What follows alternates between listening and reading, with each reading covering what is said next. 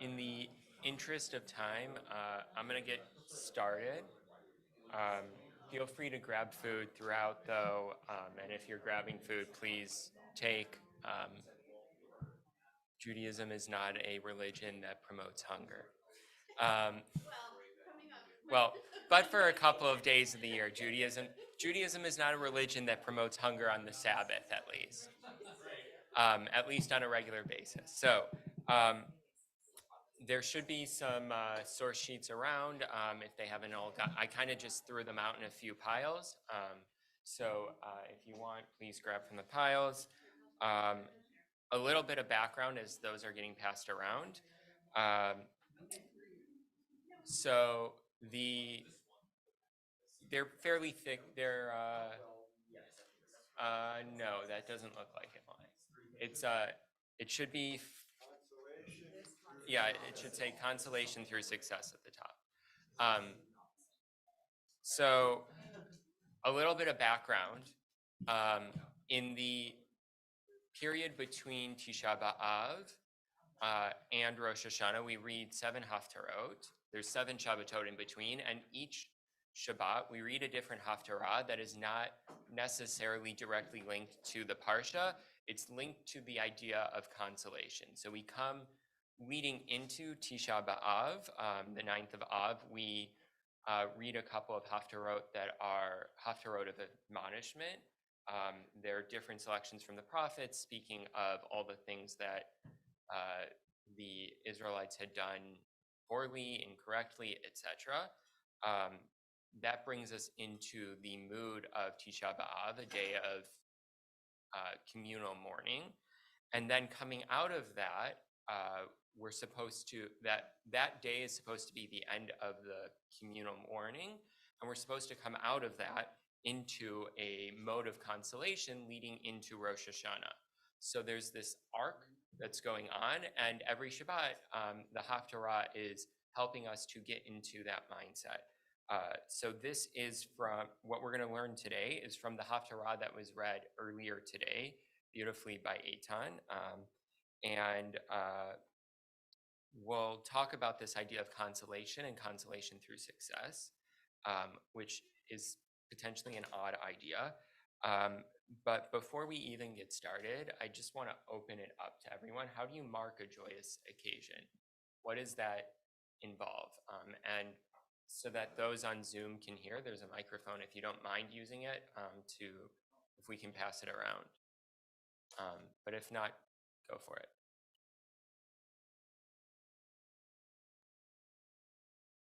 How do you mark a joyous occasion? Food, shechianu, this idea of gratitude. Wonderful. Other thoughts? No one has a party? You invite guests. You share in that joyous occasion with other people. You don't keep it to yourself. And so that's joyous occasions in general. We're thinking maybe birthday parties, things like that. But in particular, successes, is this something that you celebrate? If so, why? If not, why not? Yeah. I thoroughly celebrate success, usually a day before the success. Because it doesn't happen that often in my line of work. So you celebrate success. Yeah. How so? I wallow in it. You wallow in success. That's quite a term. Other ideas? Okay. If not, I'm not going to force you to enjoy your success, but yeah. Guests include in song. Okay. Song. So a lot of different ways to celebrate success. What I'm hoping that we'll come to an understanding of by the end of this learning is this idea that success can bring us consolation, but that level of consolation is amplified if we give thanks to those who helped us during the difficult points of success.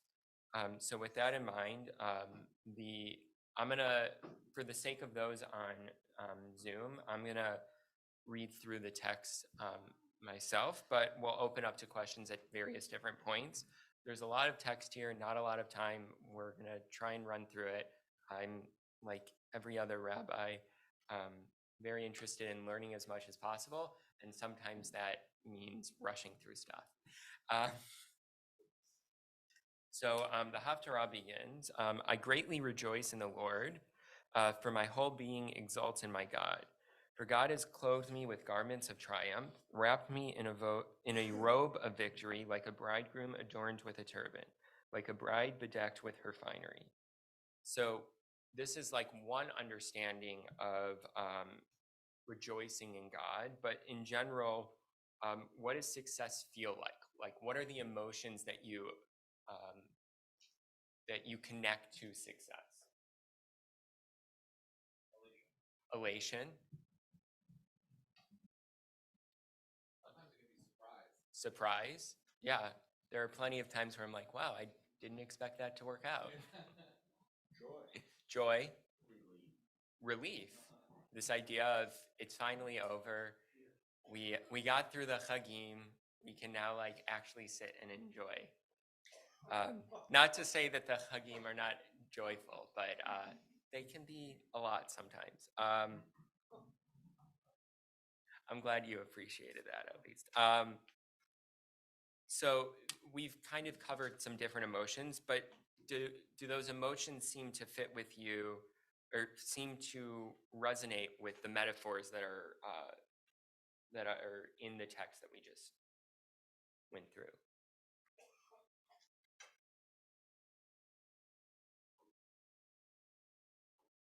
Yeah. Well, it's easy sometimes when something is successful to think that you did it all yourself, and sometimes maybe you did do it all yourself, but it's important to remember that you look at it a little differently. Maybe you got some help from God, from other people, so being happy about it and being appropriately mindful of everything that went into it, because I think we like a lot. I like a lot to think that, oh, I did that all by myself, but sometimes that's closer to truth, and sometimes For sure. There's this idea of sometimes it's very easy to sit in the success as being our own success, even in the cases where we were the only ones actively involved in that action, there were others there behind us at some other point that brought us to the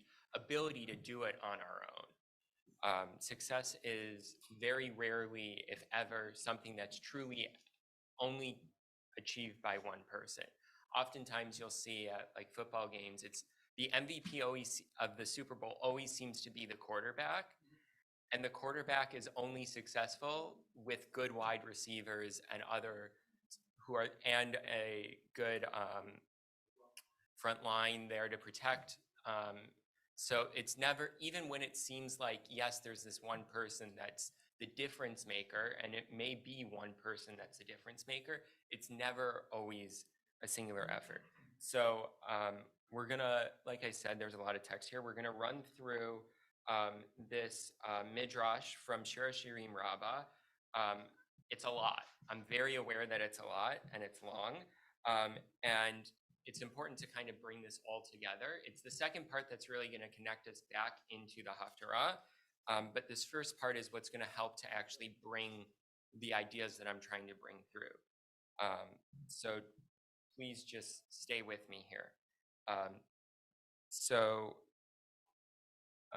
starts out, Devar Acher, another matter, let us exalt and rejoice in you. We learned there, if a man marries a woman and stays with her 10 years and she has not given birth, he may not remain idle. Rabbi Edi said there was an incident involving a certain woman in Sidon who stayed with her husband 10 years and she did not give birth. They came to Rabbi Shimon ben Yochai and sought to separate from one another. He said to them, by your lives, just as you came together with food and drink, so too you shall separate only with food and drink. So the idea being brought up here, just as a backstory, is there's this idea that potentially if a couple isn't able to have kids, and it's something that they're trying for, at the end of 10 years, they have the ability to say, you know, one of the purposes of this union was procreation. It's not working out. If the rabbis have this understanding, which we know to not be medically accurate, that it was always on the woman.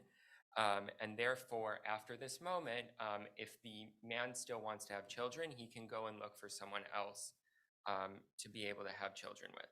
That's the whole backstory on this, just so you're aware why this is even being brought up.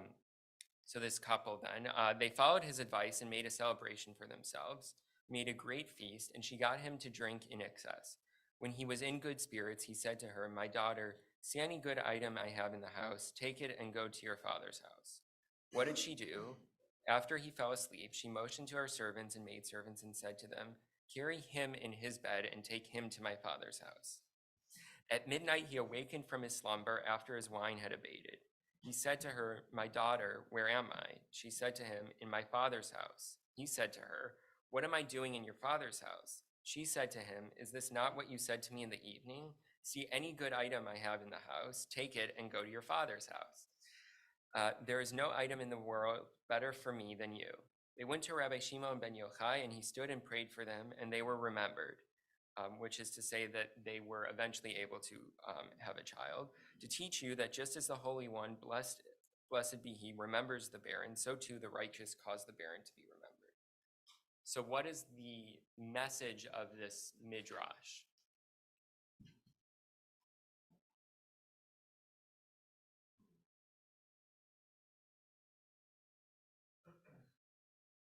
Yeah. I mean, I love that this is such a power move by her. You know, I quote my big fat Greek wedding a lot because I love the movie, but it reminds me of the moment where it's like, you know, like the mother of the family says, you know, the man is the head, but the woman is the neck. If she can get the head to turn wherever she wants it to turn. And this definitely feels like a moment of like, you know, so you think that you can just leave me, I'm gonna like sort of show you our commitment to one another and sort of make a point to you. You know, but this also I think is a great message of like you can't just sort of like throw somebody that's beloved to you away because your relationship isn't this transactional relationship. You can't reduce human connection.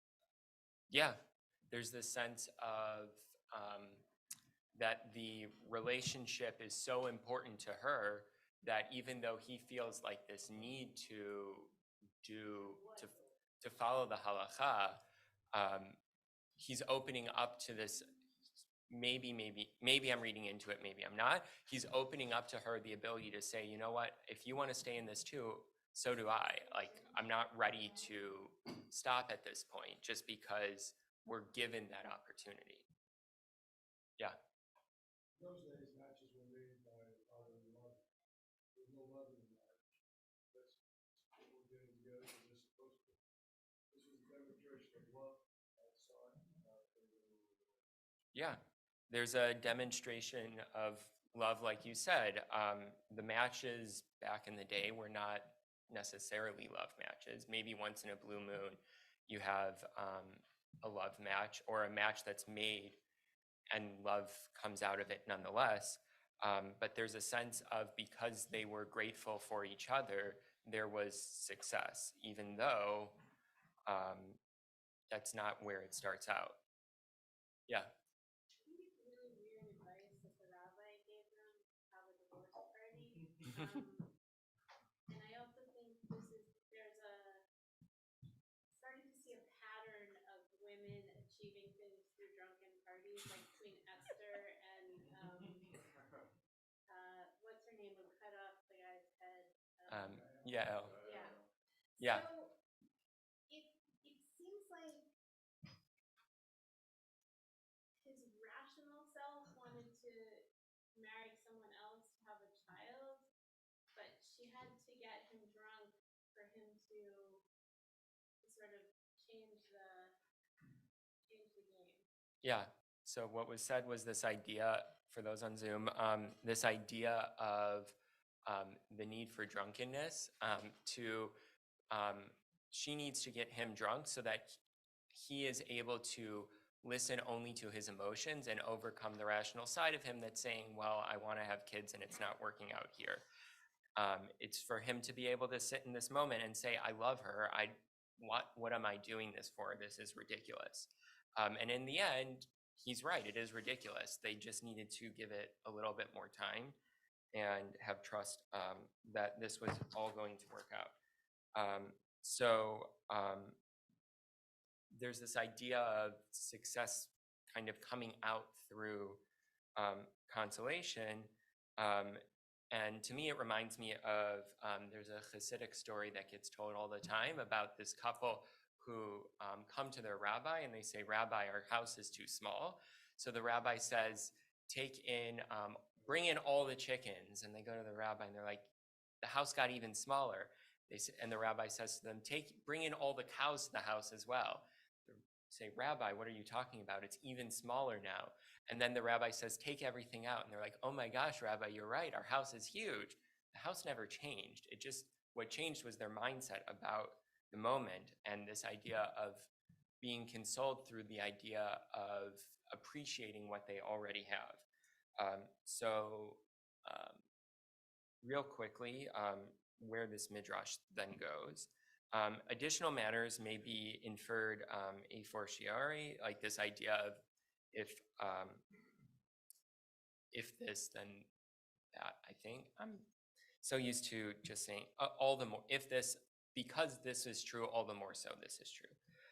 If a flesh and blood woman, because she said to another of flesh and blood, there is no item in this world better for me than you, was remembered, Israel, who are waiting for the salvation of the Holy One, blessed be he, every day, and say, there is nothing good in the world other than you, all the more so.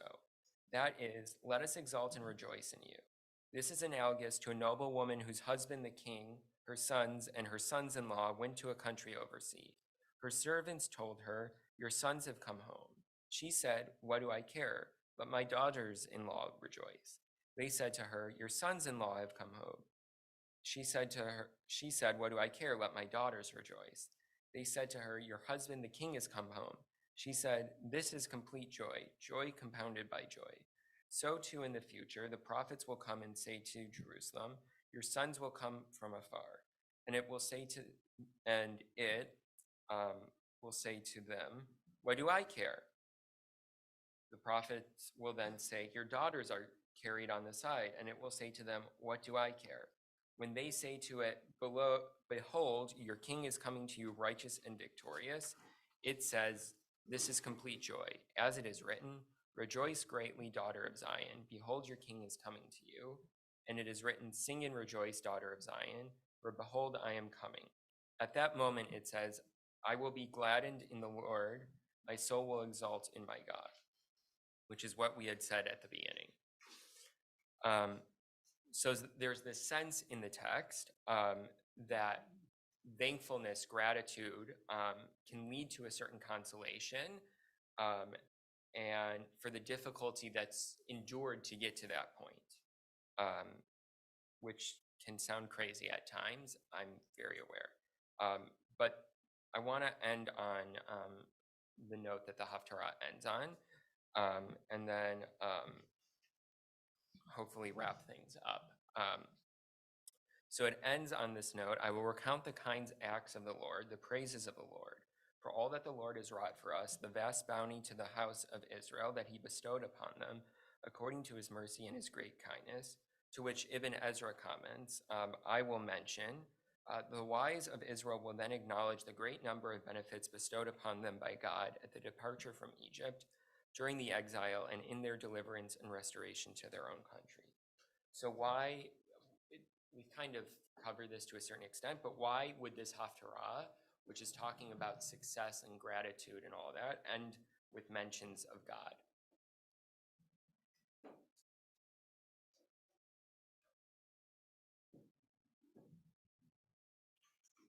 Why mention God at the end of it? Ultimately, everything is God, right? Yeah. Our whole existence is God. So ultimately, everything, it may be thanks to other people as well, but it all goes back to God's involvement in it. Great. So one last thought. Think of a time when you helped someone achieve a goal and you thanked them or when someone helped you, achieve a goal and you thanked them for that help. And think of a time when someone helped you achieve a goal and you forgot to thank them. You just kind of took it for granted a little bit. Which achievement feels sweeter? When you thank somebody, I'm reminded of this like at a daily davening when when right? When you say, you, God, give me knowledge. And it feels good to sort of remind myself that I'm not in this alone, that there's this greater force and other people that can help us achieve it. And it always feels good to acknowledge that. Yeah, acknowledging others feels good. We started at the beginning with different ways that we celebrate success or joy. And what was mentioned time and again was this idea of celebrating with others, that joy feels kind of bittersweet if it's only by ourselves. I know I was traveling to Israel back in April, and it didn't feel as good as other times I had gone to Israel because I didn't get to be there with my wife. That was joy for me. And yes, it was wonderful to be back in Israel and to taste the falafel and just be surrounded by Hebrew. And for me, that's like the most joyous place in the world. And there's something that's missing in that, in not being able to share that with the people that I want to share that experience with. Yeah. Yeah, I get the most joy when I help someone, my colleagues. Yeah. That beats even when I do it.